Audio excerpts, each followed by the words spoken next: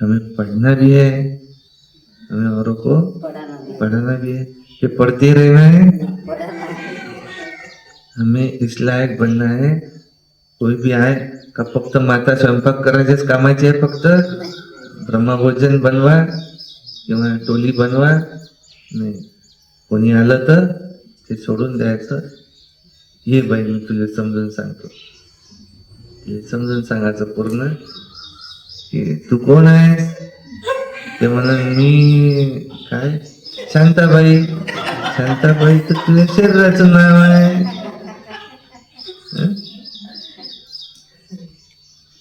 ते शरीर तर एक दिवस 5 तत्वात विलीन होऊन जाईल. तू कोण आहे. आत्मा आहे. आत्मा अजर अमर अविनाशी, तिचा विनाश होत नाही. अणु रेणू सूक्ष्म या शरीराला चालवणारी शक्ती ती आहे आत्मा. समजलं. त्यामुळे थोडं थोडं समजून राहिलं. पण काय करावं लागते आपल्याला. आत्मा असो नसो आपल्याला तर आपल्या कामधंदे तर करायला लागतील. हो, पण आपल्याला बुद्धी आहे तर आपण समजून घेऊ शकतो. जनावरही कामधंदे करून राहील त्याचे. मग जनावरांचा आपल्यात फरक आहे की आपल्याला डोकं आहे का आपण समजून घेऊन की आपण आत्मा आहे. त्या जनावरांची त्याची आत्मा आहे. त्यांचा पुनर्जन्म त्याच्यातच होते. बैल मेला तर बैलच बनला.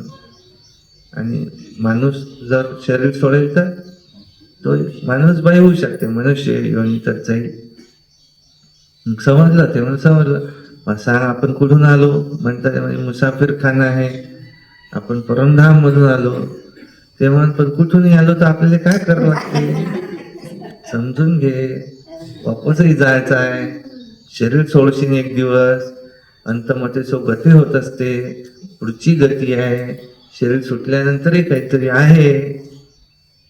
तू फक्त जोपर्यंत आपण या आत्मा या शरीरात आहे तिथपर्यंतच समजून राहिली.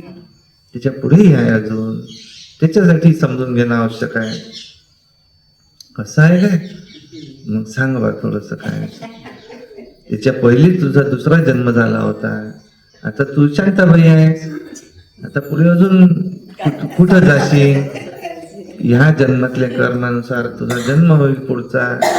त्यानुसार हे सगळे नियम समजून घेतले तर आपलं जीवन त्या पद्धतीनं राहील.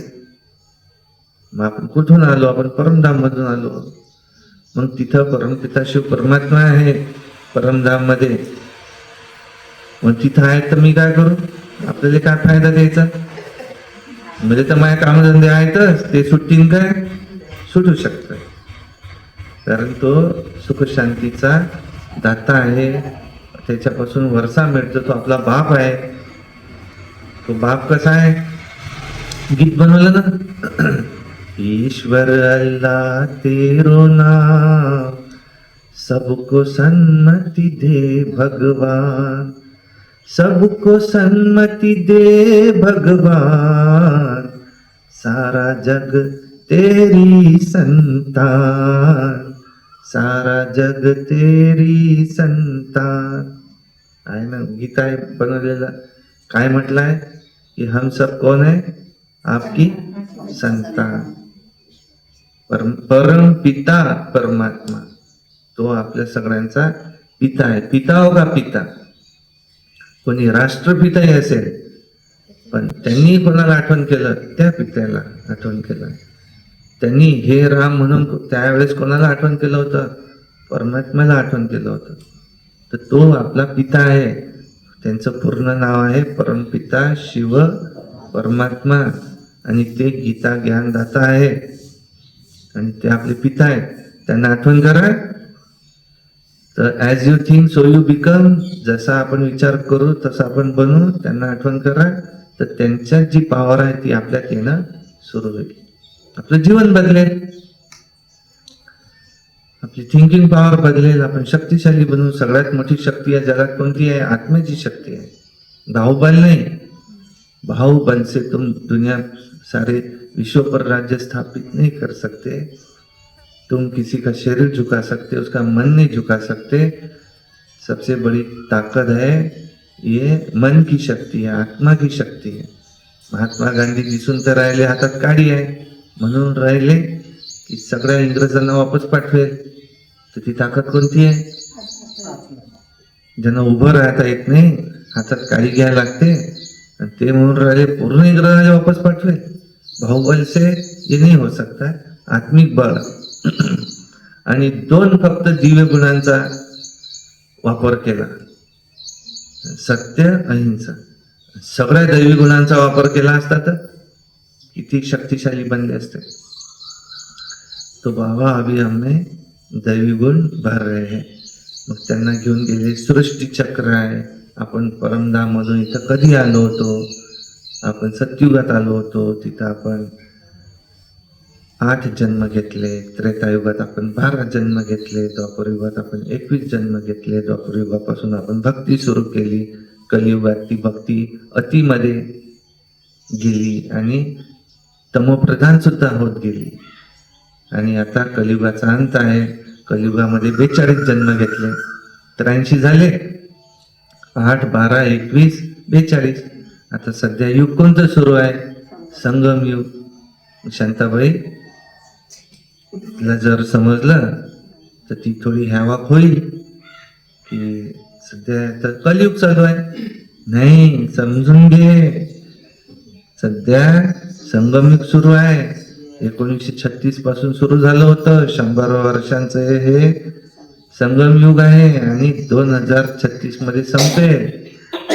त्यानंतर मग पुन्हा सतयुग सुरू होईल. स्वस्तिक आहे ना, 4 भाग आहेत त्याच्यात. सतयुग, त्रेता, द्वापर, कलियुग, पुन्हा सतयुग. आणि श्रीकृष्णाचा जन्म होईल आणि तिथून आनंदाची गोष्ट आहे. श्रीकृष्णाचा जन्म होणार आहे. तर तिला जर लक्षात आलं तर ठीक. ती जर त्या देवी देवता घराण्यातली असली तर तिला लक्षात येईल. ती जर त्यातली नसली तर ती म्हणे मला काही समजून नाही राहिलं, तुम्ही तुमचं चालू द्या, तुम्ही तुमच्या मार्गे, आम्ही आमच्या मार्गे.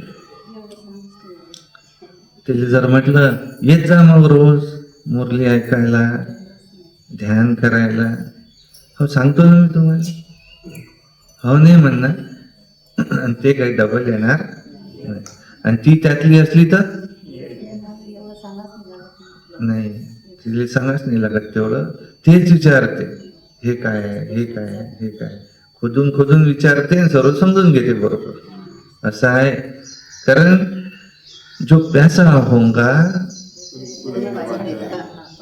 वही पानी पिएगा.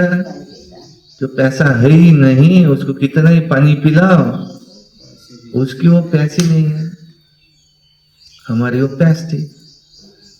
तो ऐसे तुम्हें किसी को भी समझना, माताओं को. फक्त स्वयंपाकच करायचा का आपल्याला? एखादी शांताबाई घेऊन यायची, नावच शांताबाई आहे फक्त, पण सर्व अशांतीच अशांती भरली आहे. आता खरोखर हे शांती कशी येईल तू समजून घे. आपलं जीवन शांत स्वरूप होऊ शकते.